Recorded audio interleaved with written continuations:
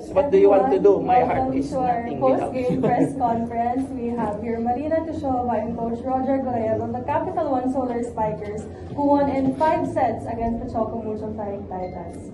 Coach, congratulations on Thank this you. big Salamat. win over Chocomucho. Anong masasabi mo sa naging overall performance ng Alam mo, masaya ako from the very beginning of this tournament. Ang laki ng in-improve ng team ko. Basta, hindi ko makontain yung happiness ko.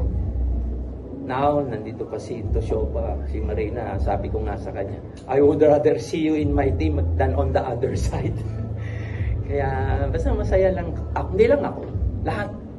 Supporters, management, lahat.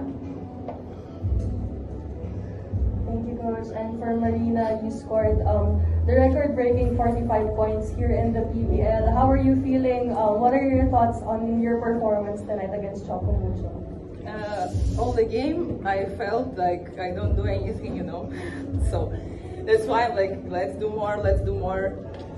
So about these 45 points, it's good for sure, but I'm not like on top of my career or better than someone else. No, it's just one game, so today it was like this. Thank you, I really appreciate it. Thanks to my team, thanks to my family, thanks for people who is close to me, and because of them, I'm here now. Thank you, and let's work more. Marina, how does it feel to make history as the leading scorer here in the PBL? For now, I don't understand it, so I'm just finished the game, and I don't understand the game is finished, how it was, so I need to like calm down, and maybe after, yes, for sure, it will be on my career like a big point, and I'm proud of me, I'm proud, really, thank you so much. But for now, I don't feel it at all. Like, okay, thank you. I appreciate it. Marina, throughout the match, it was back and forth. Chocomucho also gave you a proper test today. So, I guess what was the key for you to stay composed and have the team stay composed as well until you finally pulled it off in the 5th set and on top of your 45-point performance? So, the hardest thing for today's game was leave our pressure outside of the court. It was the hardest thing. So I was preparing me before one day. I was preparing myself, and then we did great preparation before game with our team.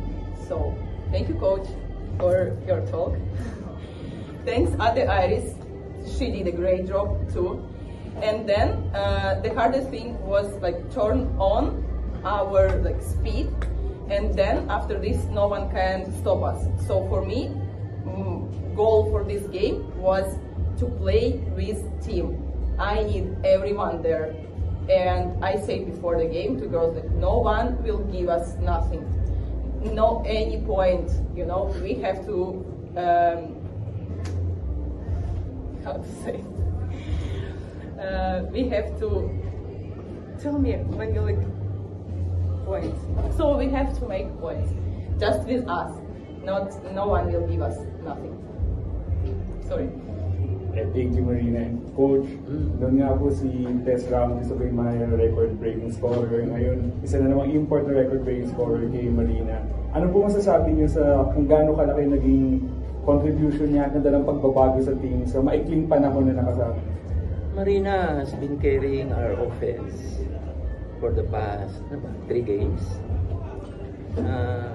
Still, kailangan pa rin yung local players na mag-contribute. Sa first set, wala si Marina lang. Lagi kong sinasabi, you got to help Marina, you got to support Marina. We do not put all the pressure on offense, on Marina's shoulder. Kaya, lagi kong nire-remind, swerte the players, the next 2, 3, 4 sets. Maliliit, small contribution, but it helped a lot. Maganda na yung itinulong nila, yung blocking. Kasi, Marina, for that matter, she will make points. But we cannot put everything on her. mabigat, kawawa naman siya eh. So, hindi naman siya nagpunta rito para buhating kami. No? Kailangan magtulungan kami. Eh, okay naman, pati yung mga substitution ko, yung paikot-ikot ng tao, gumagana eh. Kaya, masaya ako. Marina, again, is on our side. Happy ako. Coach, nung nakaraan din sinabi nyo na papaangat na yung Capital One at patuloy na pinapatunayan ng team na gano'n na nga yung nangyayari. Gano'n lang kayo kasaya, tsaka parang ano pang nakikita nyo kung gano'n pa determined yung team siguro na manalo pa ng manalo? Kasi ito na rin yung conference best eh. Magdidepende lahat yan. Ano? Kasi kami, the group, the team itself, talagang gusto namin umangat. I explained to them sa dugout kanina, since most of the players are not with this team during the first conference, hindi nila na-experience yung experience namin na para kaming mga kung sinong player na lang na buhaan ng panalo, na pinagtatawa na. Kaya sabi ko, kailangan boost nyo kasi gusto naming makabawi. Naintindihan naman nila ng mga iba. Okay ako, andyan si Irish. Less ang management ko sa kanya sa 7. Andyan si Marina. Bibigyan ko lang siya ng encouragement. Kasi sabi ko nga kay Marina kanina, whatever happens, hit it as hard as you can. I'm on your back.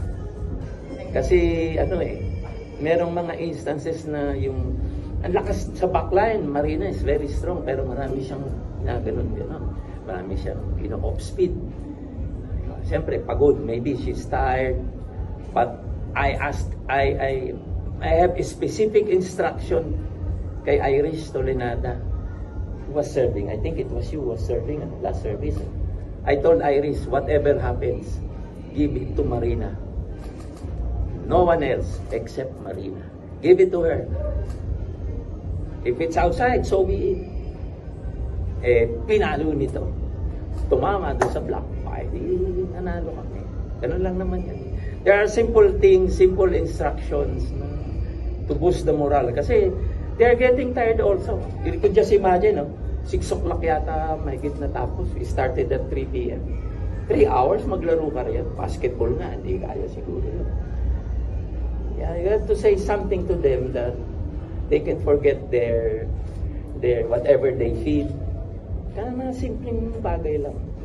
At saka yung sa mga player namin, magdidepende sa mangyayari sa mga susunod na araw. Medyo malalim, magdidepende. Marami kasing mga basta. Ayoko nang magsalita. Basta kami, maglalaro na lang. Bahala silang lahat.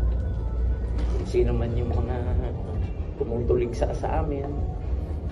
Baka mas masaya pa silang natatalo kami kaysa nananalo kami. Bahala sila sa buhay nila. Wala akong faki sa kanila. Coach, aside from Marina, yung ginawa rin niya, at saka ni Roma May sa... Ni Roma May? Oo. Masasabi mo doon. Leadership din ni Irish. Okay, si Irish talaga. I left everything to Irish. Sabi ko, in the dugout, I told Irish, I told them, you follow Irish. Irish is my extension inside the court. I cannot talk to you. I cannot whisper to you. But Irish is there for you to talk to her. So extension ko siya. Pinababayaan ko siya. Hindi ko siya pinakikialam kung anong gagawin niya. I left everything to her. Si Roma naman, napaka-stable ni Roma. Pero natawa ako ng fifth set eh. Pinakasimpleng bola. Di ba meron siya hindi nakuha. Sabi ko, Diyos ko, ano yung 12-13 yun eh. Pang 14 yata kami.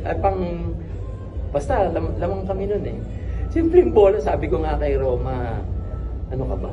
Sa galing mong dumipensa, yung pinakasimple, ito ka pa nag-error. Tatawanan na lang naman namin. Napakaganda ni Romang addition.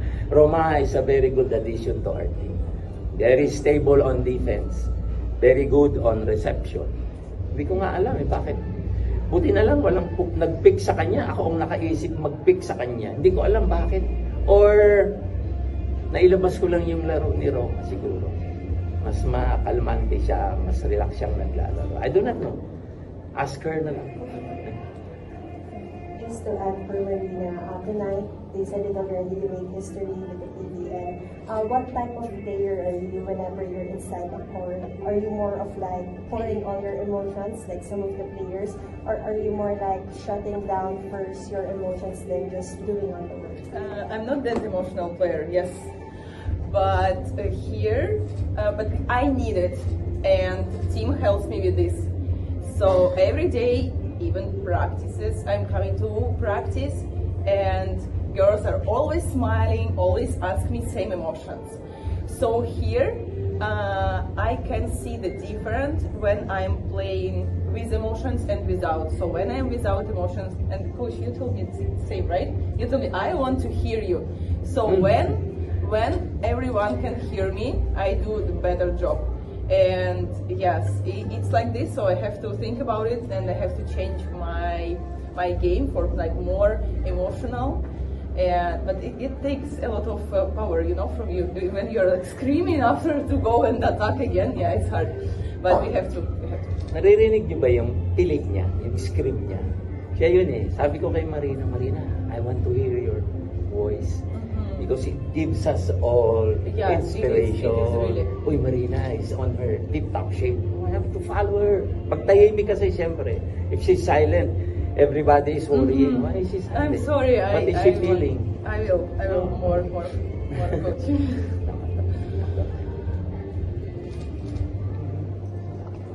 Wala na ba kayo? Ibigay, baka may dollars pa kayo. Marina, you led the team to another big win. Was there any different to how you prepared for this game, or where your mindset was heading into this game? I couldn't sleep yesterday night. I couldn't eat today. So it was like this, yes, and I was fighting with my stress all these days. It was another preparation for exactly this game. I did another things I cannot share with you all, but yeah, it was different. And yeah, thank you to people around me, to my close friends. Yeah, I appreciate it. Thanks them. Pasalamat naman ako. Thank you. Thank you sa management, sa mga supporters ng Capital One. Medyo lumalago-lago na kami. Maraming salamat sa inyo ha. Diyan lang kayo. We're in for more surprises. Saka doon sa mga doktor ko, maraming salamat po, Dr. Raul Diaz. Thank you, Coach. Thank you.